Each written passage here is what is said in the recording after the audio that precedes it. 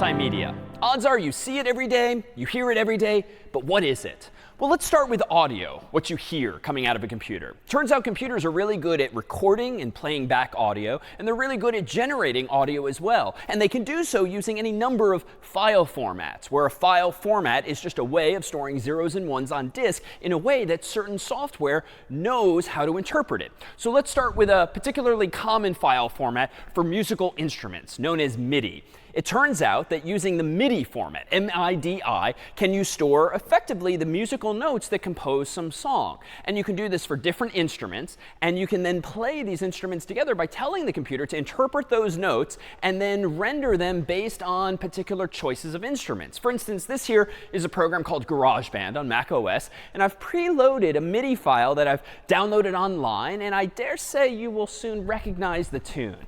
Let me go ahead and hit play.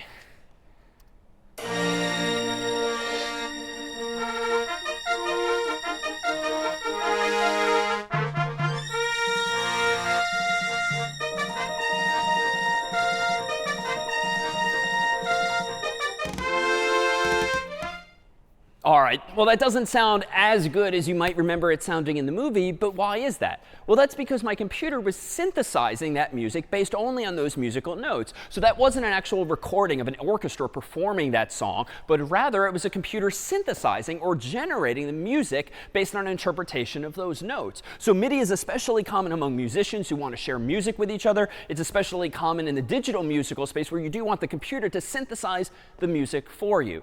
But of course, we humans are generally in the habit of listening to songs as we know and love them on the radio or from CDs back in the day or streaming media services. And those are songs that have actually been performed typically by humans and recorded often in a concert or in a sound studio. So they sound really, really good and really, really pristine.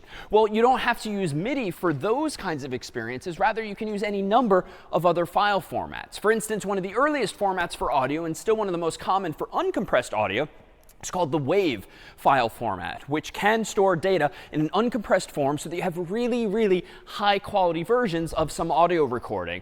But also popular, and perhaps more popular among consumers, is that known as MP3 or MPEG-3, which is a file format for audio that uses compression to significantly reduce, generally by a factor of more than 10, just how many bits are necessary to store some song on your hard drive or on your music device or on your phone or any other form of technology where you might store music. And it does so by really throwing away zeros and ones that we humans can't necessarily hear. Now, some people will disagree, and true audiophiles might disagree and insist that actually you can tell the difference among these file formats, but that may very well be the case because there's a trade-off here. If you want to use fewer bits and really fewer megabytes to store your audio files, you might indeed have to sacrifice some of the quality. But the upside is that you might be able to store on your phone or your iPod or some other device 10 times as much music as a result of that compression. So audio compression is generally what's known as lossy, L-O-S-S-Y, whereby you're actually losing some of the quality or the fidelity of the music, but the gain is that you're using far less space to store that information. A similar file format in spirit is AAC, which is commonly used for audio files as well as inside of video files for audio. And that's something that you might see when you download files from via iTunes, for instance, or the like. And then there are streaming services these days like Google Play and the Amazon Store and Apple Music and Spotify, Pandora, and others that don't necessarily transfer files outright to your computer, but stream the bits to you so that they're actually being played in real time so long as your internet connection can keep up with the required bandwidth.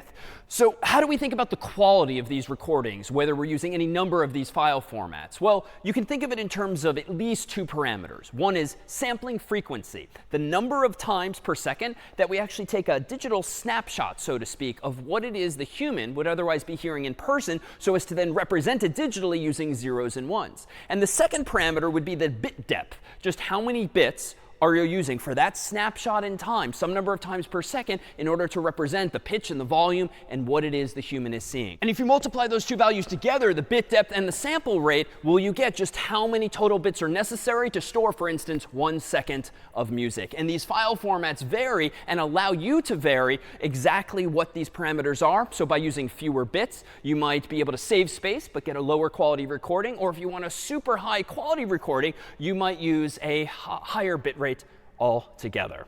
So now let's transition to graphics, what we see in the world of multimedia. It turns out here, too, there's multiple file formats for representing graphics. And what is a graphic?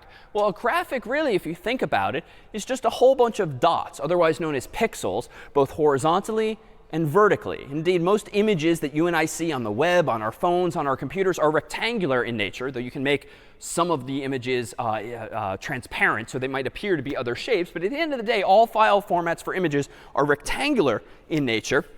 And you can think of them as just a grid of pixels or dots. Now, in the simplest form, each of those dots might just be represented by a single bit, a 1 or a 0. So for instance, here, if you look far enough back, is what appears to be a very happy, smiley face. But it's pretty simply implemented. If you think of, again, this rectangular region as just having a whole bunch of dots or pixels, I've pretty much colored in black only those dots necessary to convey the idea of a happy face, and left in white any of the dots that are otherwise part of our background. And you might then consider the white pixels to be represented with a 1 and the black pixels to be represented with a 0, or vice versa. Doesn't really matter so long as we're consistent in our file format. And so if you take a step back, you can kind of, sort of, but it's really hard to see the same image even among those 0s and 1s.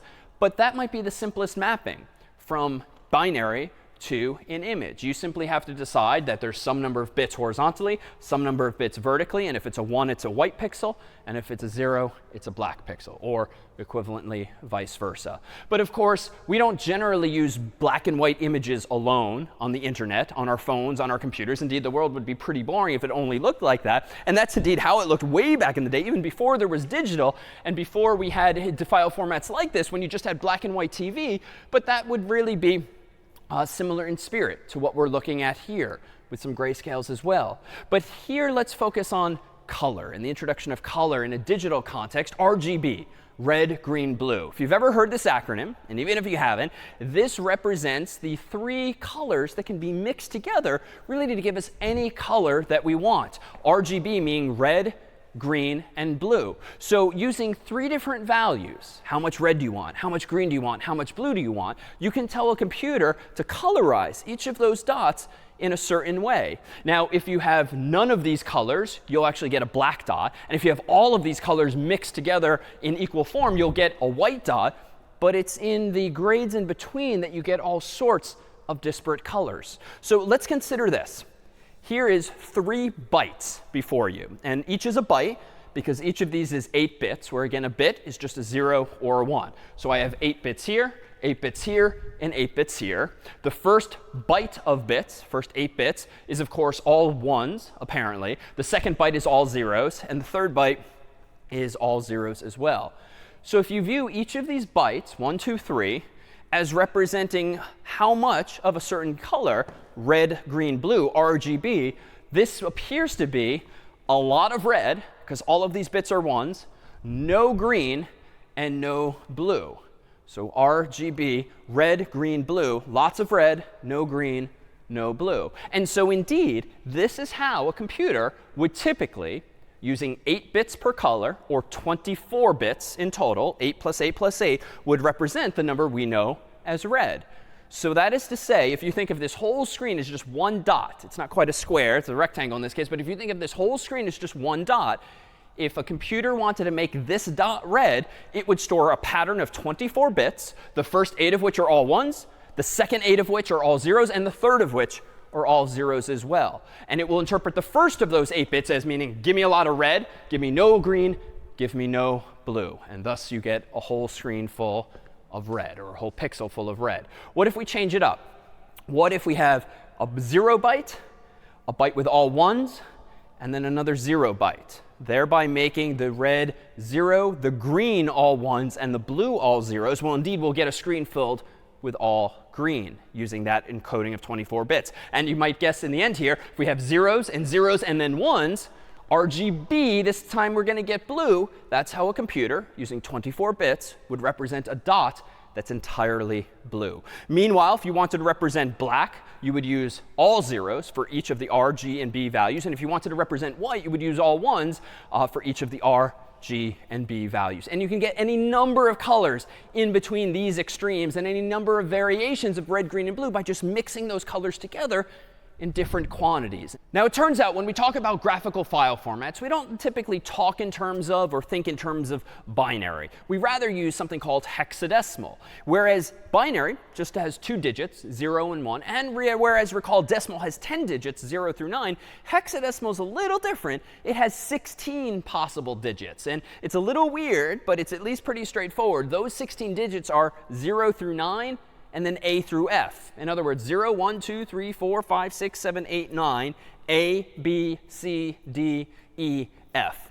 And so, of course, 0 is the smallest number we can represent, and 15 is going to be the largest number we can represent, which is to say that F represents a 15. So in fact, let's consider an example. Here is a pattern of 8 bits, all of which are 1. Let me go ahead and add a little bit of space to these 8 bits just to separate them into 2 groups of 4. Because it turns out one of the nice features of hexadecimal mathematically is that each hexadecimal digit, 0 through F, represents in total 4 bits, which is to say that we can take a number in binary like this, look at it as 2 halves, one half of a byte followed by another half of a byte, and use 1 hexadecimal digit instead of 4 binary digits to represent the first 4 bits, and then 1 other hexadecimal digit to represent the other 4 bits. So we can take something that takes 8 symbols to represent and whittle it down to just 2, which is pretty convenient. And so in fact, it turns out that in hexadecimal, if we had all zeros, in hexadecimal that would just be 0. But if we have all ones, 1, 1, 1, 1, and we convert that to hexadecimal, that's going to be, if this is the 1's place and the 2's place and the 4's place and the 8's place, that's going to be the number 15, otherwise known in hexadecimal as F. Which is to say, if you have a byte of bits, 8 bits, all of which are 1's, you can think of that same byte as being 2 hexadecimal digits, FF, as opposed to thinking of it as 1, 1, 1, 1, 1, 1, 1, 1.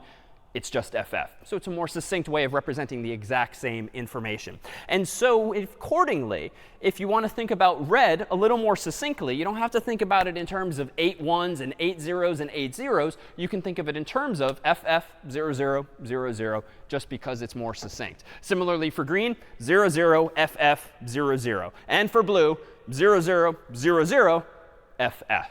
It's just a more succinct way of explaining oneself. And indeed, a lot of graphical editing programs, like Photoshop being one of the most popular, actually use this notation, certainly instead of binary, and also instead often of decimal, just by convention. So now let's consider some specific file formats. If you're a PC user, might not have seen this in a while, but odds are when you did, it was for quite a few years. This beautiful rolling hill with a beautiful cloudy sky behind it. This was, of course, the wallpaper or the background image that came by default with Windows XP, an operating system from Microsoft for PC computers. So the very first time you turn on your computer and perhaps logged in, you would see a screen like this and maybe some of your icons and your recycle bin and the like. Now, as an aside, and spoiler, this is what that same hill apparently looks like today. So it hasn't necessarily aged well. But for our purposes, what's interesting here is what this image was stored as.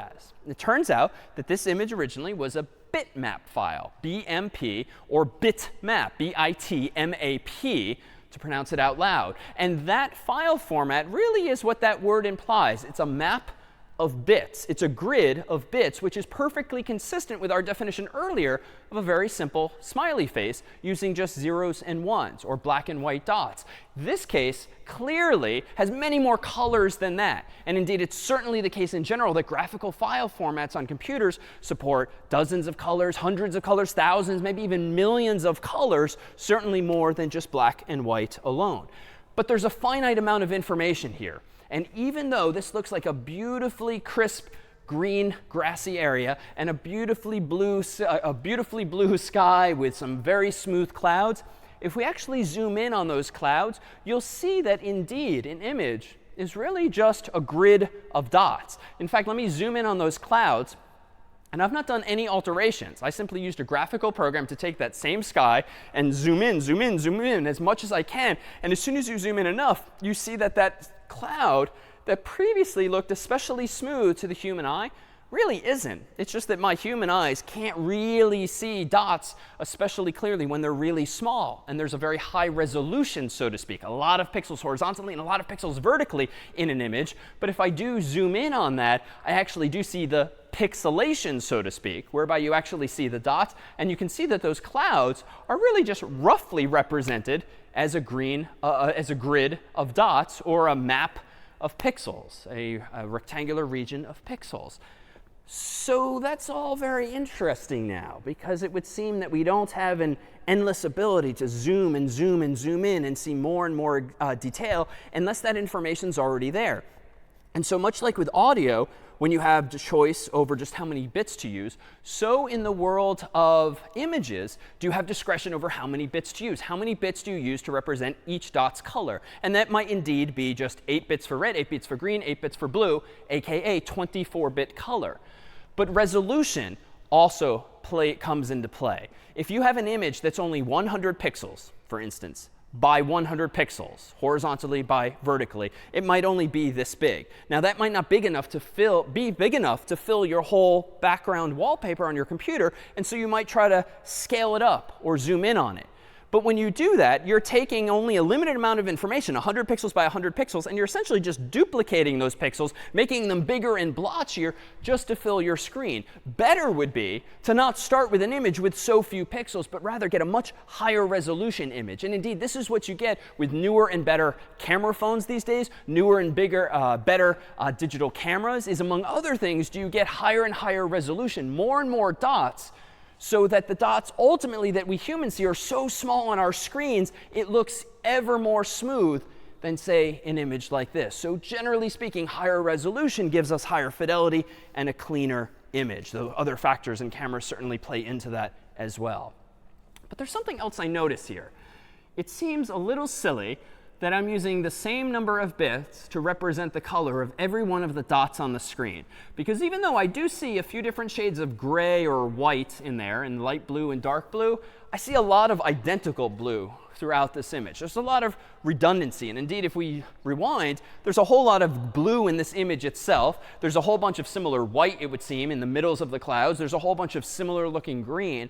And yet we are using, it would seem by default, 24 bits for every pixel, which just seems wasteful, even if one pixel is identical to the one next to it.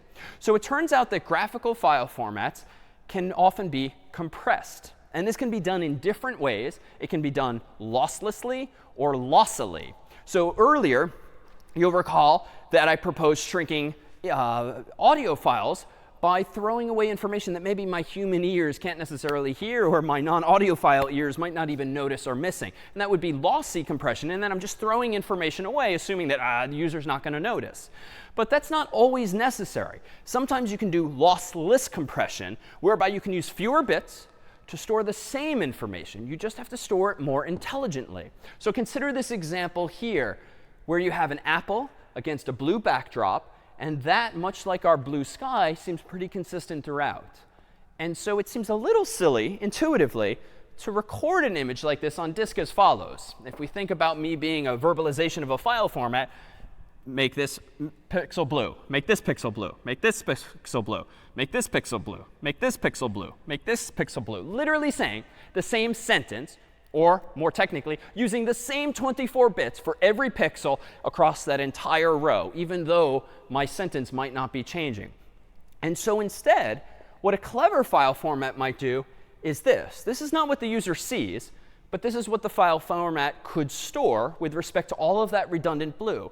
Just remember, for instance, the leftmost pixel's color as by saying, this pixel is blue. And then for the rest of the row, or scan line as it's called in an image, just say, and so are the rest of the pixels in this row. So I can say much more concisely, essentially repeat this color throughout the entirety of the rest of the row, thereby saving myself any number of sentences, let alone any number of 24 bits. And I can do that the same here. Make this pixel blue, and then repeat that image, that color again and again and again. Now, it gets a little less efficient as soon as we hit like the stem on the apple, because then that sentence has to change. Then we have to say something like, make this pixel brown, make this pixel blue, and then repeat again. So we have to kind of stop and start if there's some obstruction in the way. And the same thing for the red apple itself. But just look based on the white at how much information we're potentially saving, or how many bits we're potentially saving. And yet, we're saving those bits in a way that the original information is recoverable. Just because we don't store 24 bits representing blue for every one of these dots on the screen doesn't mean we can't display blue there just by interpreting this file format a little more cleverly. And so this is indeed how a file format might actually losslessly compress itself, using fewer bits to store the same image, but in a way where you can recover the original image itself. Now, let's take a look at another example, this time of lossy compression. Here is a beautiful sunflower taken somewhere here on campus at Harvard University. This is a high-quality JPEG photograph, where JPEG is a popular file format for photographs especially. And this image here was somewhat compressed, but not very compressed. In fact, only if I put my face really awkwardly close to the screen do I see that it's a little bit blotchy way up close. But from just a foot or so or beyond, it looks perfectly pristine. But not if we compress this image further. Suppose that this image is just too big to fit on my Facebook profile page, or it's just too big to email to a friend via my phone. And in other words, I need to use fewer bits, or fewer megabytes even, if it's a really big file, to store this same image and convey the gist of the image to that friend. Now, I see a little bit of blue, and I do see a bunch of yellow, but it's not quite the same clean pattern that we saw with the apple, or even the blissful blue sky above the green grassy hill. And so if I were instead using a file format that can still be compressed, but lossily, where we're actually throwing information away, this might be the before image. And now wait for it, this might be the after image. So it's still clearly a sunflower, though it looks a little more sickly at this point. But it definitely looks blotchier. In fact, from a foot or more away, I can actually see that my sky has become very pixelated. It almost looks like Super Mario Brothers back in the old Nintendo systems, where you could really see the big dots. And the greenery here is just a grid of pixels too. And even the flower has really just become a collection of dots that I can ever so clearly see on the screen. And certainly this flower looks none so good anymore. So let's rewind. This was before, after, before, after. And so this is what it means to lossily compress an image. I cannot go from this pretty poor version back to the original if I have achieved this compression by just throwing away some of those bits. So whereas before I was very cleverly just remembering repetition in the image, in this case, using this file format, especially when you really turn the virtual knob and say, compress this as much as you can, essentially what my graphical software is going to do is start to use approximations. Well, does this leaf here really need to be 20 different shades of green? How about just 2? And that's why I get this big green blotch here and this other green blotch here. Does this sky really need to be 30 different shades of blue? How about 2 shades of blue and 2 shades of gray? And so that might be a way to use less information to still represent the same sky. I don't know in this file format just how clear the sky used to be, because those dots have essentially been thrown away and aggregated in this way. But it makes for a much smaller file format. And so what are the formats at our disposal? Well, there's any number of options out there today, but perhaps the most common are these. There's the bitmap file format, which was commonly used originally in Windows and other contexts. Not super common these days, certainly not on the web, but does indeed lay out all of your pixels in a grid, essentially on disk, of zeros and ones. Meanwhile, there's GIF, which is commonly used for low-quality images in multiple senses of the word. This is often used for icons on the screen or clip art that you might see. And it's also increasingly used for internet memes, or the kinds of images that you might forward along to friends or see popping up on your screen, in large part because GIFs can be animated. So there's sort of a very low-end version of a video file where really it's like an image it's like a video file with just a few images inside of it that often play on the repeat. So one after the other, creating the illusion of some form of animation. But the resolution of GIFs tends to be not very high, although they can be losslessly compressed, as we saw with the apple before. But they only support 8-bit color. And 8 bits implies that we can only have a total of 256 colors in the image itself, which limits the range. And so they tend not to look great, especially when large, for things like photographs of humans and grassy knolls. JPEG, meanwhile, is the file format we saw just a moment ago, that beautiful sunflower. This actually supports 24-bit color, but is lossily compressed. So you might lose some information when shrinking those image files, but it allows you so many more colors that you can see images typically with much higher fidelity at much greater quality. Meanwhile, there's PNGs as well. PNGs are commonly used for high-quality graphics that you might want to print or resize, supporting 24-bit color as well, and are generally used for images that you might indeed want to use in multiple contexts, not so much photographs, but other artwork that's higher quality than GIFs. And here's just a few examples. This is perhaps the most ridiculous animated GIF that I could find. This here being a cat flying through the sky. And this is an animated GIF in the sense that it's really just one image after another, after another, after another, and they're repeating again and again and again and again. So even though it looks like motion, really you're just seeing a bunch of images, each of which has the cat in a slightly different position and its rainbow, and the stars in a slightly different position. And if you loop these again and again, it looks like the cat's moving, but really you're just seeing a whole bunch of images every split second. Meanwhile, here is another JPEG, in addition to the sunflower earlier. This is a beautiful shot of the ceiling here in Sanders Theater at Harvard University. And JPEG really lends itself to photography because you have not only a huge range of colors, you also have the choice not really to compress the files very much. The fact that my sunflower got so ugly on the screen was because I deliberately said compress that sunflower as much as you can. But that doesn't need to be the case. If you can afford to spend the bytes on disk, or you can afford to post a really big image on the internet, then you can certainly use minimal compression and capture a really beautiful image. As for a PNG, here might be a good opportunity for a PNG, a really high resolution version of, say, Harvard's crest that you might want to print small on a piece of paper or large on a banner or the like. And so this might lend itself especially to an application like that. Of course, we don't have an infinite amount of information at our disposal in graphics. Rather, we only have the pixels and the dots and the colors that are there when that image was saved in some file format. And so it's quite all too common to see in popular television and film sort of abuses of what it means to be a multimedia format and a graphical file format at that, such that there's entered the lexicon this notion of enhance, where enhance essentially means, apparently in the media, make this image as clearly readable as possible, no matter what format it was saved in. And we can see some examples of that with this popular TV show here. We know that at 9:15, Ray Santoya was at the ATM. So the question is, what was he doing at 9:16? Shooting the 9mm at something. Maybe he saw the sniper. Or was working with her. Wait. Go back one. What do you say?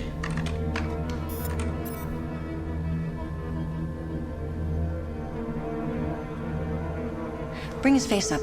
Full screen. His glasses. There's a reflection.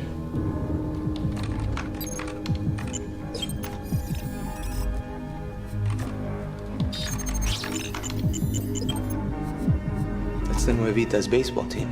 That's their logo. And he's talking to whoever's wearing that jacket. We may have a witness. To both shootings.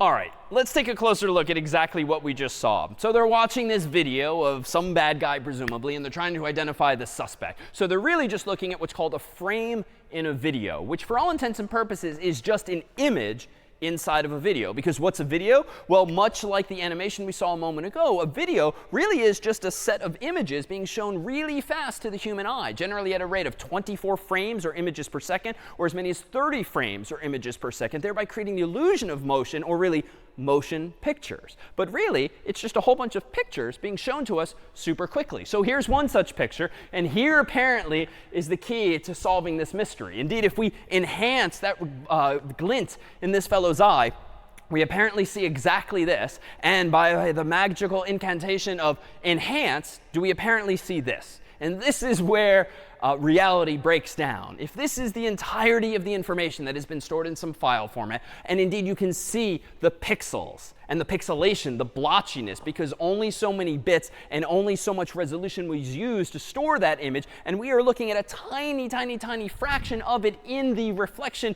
of that fellow's sunglasses.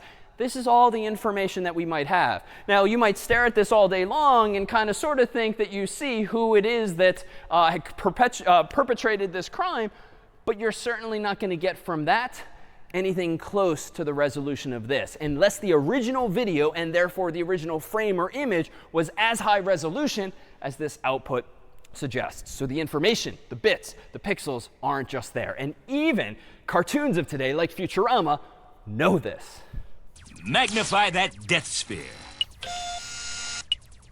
Why is it still blurry? That's all the resolution we have. Making it bigger doesn't make it clearer. It does on CSI Miami. All right, and what better segue then to video file formats themselves than these excerpts from some actual videos? Indeed, you can think of a video file format as very reminiscent of something from the real world. In fact, as a kid, if you either made or played with these little flip books, you might have had the ability to actually see something animated really by just flipping through some physical pieces of paper really quickly. Well, that's all a video format is in the digital age. It is simply a file format that contains essentially a whole bunch of images inside of it, each of which is shown to you so fast that there appears to be the illusion, just like this, of motion. And you're seeing 24 images per second or 30 images per second.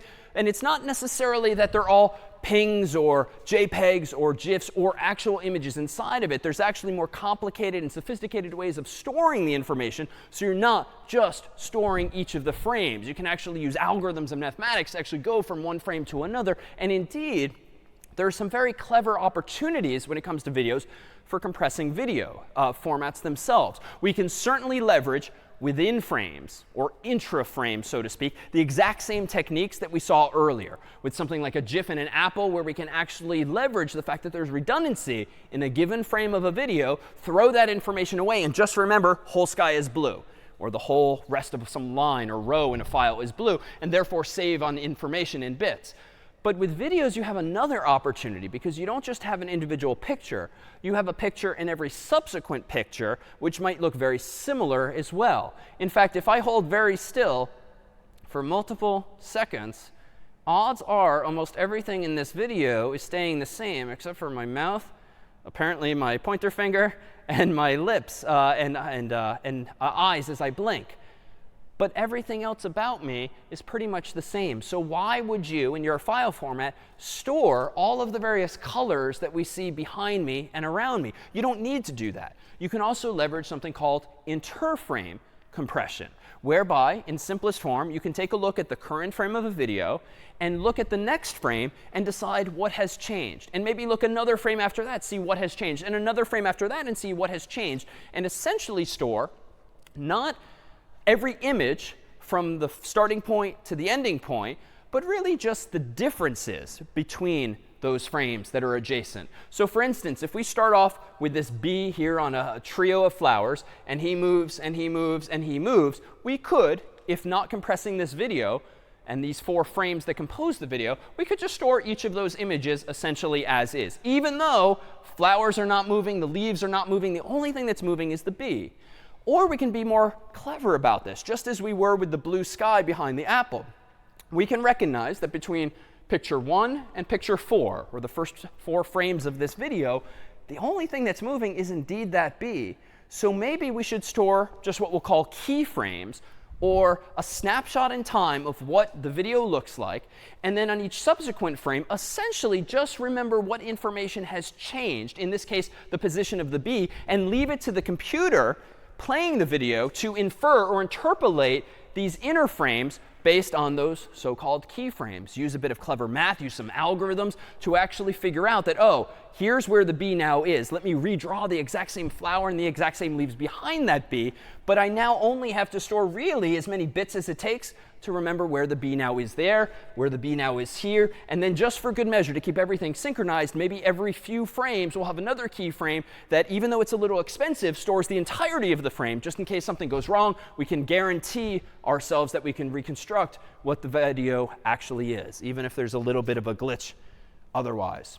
So what are the file formats that we have at our disposal? Well, in the video world, the terminology gets a little more complicated in that there are a number of different solutions to the problem of storing video. And indeed, these are what the world might call containers. And a container is, just as the name implies, it's a digital container inside of which you can put multiple types of data. And the types of data you might put into a container would be a video track, like the actual footage that you see on the screen, an audio track, which is the actual audio that you hear, maybe a secondary audio track. If a film has been dubbed from one language into another, you might have multiple audio tracks in the same container, and then the software on your computer, or even on your TV for that matter, that's playing back this video can actually choose between those multiple audio formats. You might have closed captions or some other track inside the container. So long story short, a container really is just that. It's this bucket inside of which is the video and the audio, but maybe multiple formats thereof, so that you can play them back based on your own preferences. So AVI is a very popular format that's been commonly used in the Windows world for years, as has been DivX. MP4 and QuickTime have been more common on the side of Macs, although MP4 is now pretty much universal across all browsers and operating systems and more. Atroska is more of an open source container that's meant to be even more versatile than these others on the screen, capable of storing any number of file formats inside.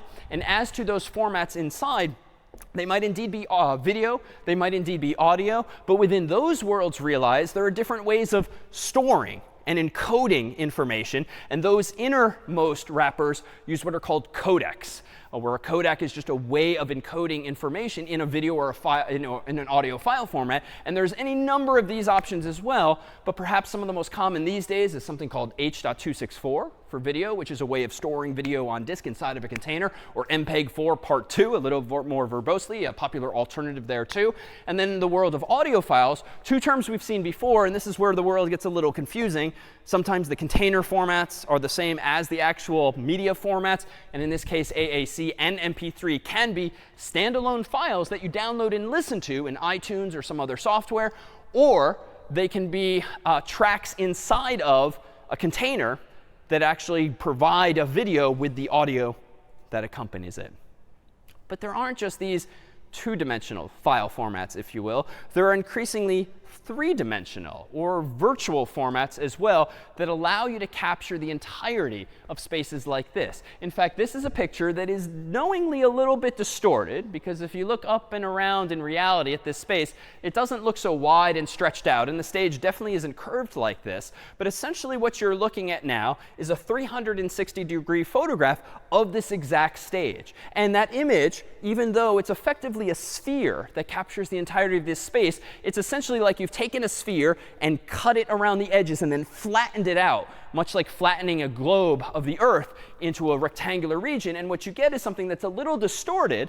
But if you kind of stare at this for just a moment, and you imagine that the wooden stage here is really meant to be a straight line, and all of these seats are supposed to be put together side by side, you could imagine reforming a sphere out of this otherwise flat two-dimensional image and putting yourself inside of it and being able to experience a space like this. So increasingly, some of these same file formats we've discussed, among them JPEG, for instance, for photographs, do you have the ability to inject what's called metadata, some additional, often textual data that the human looking at an image doesn't see, but programs like Photoshop and browsers and applications can actually read and realize, oh, this image has not only a grid of pixels, compressed or otherwise, color or otherwise, that I can display to the user. There's also some additional metadata that tells me how to display this image in a way that's much more immersive, so that the image effectively wraps around the user. Now, the user might look a little silly doing so, but if he or she has a headset quite like this one here,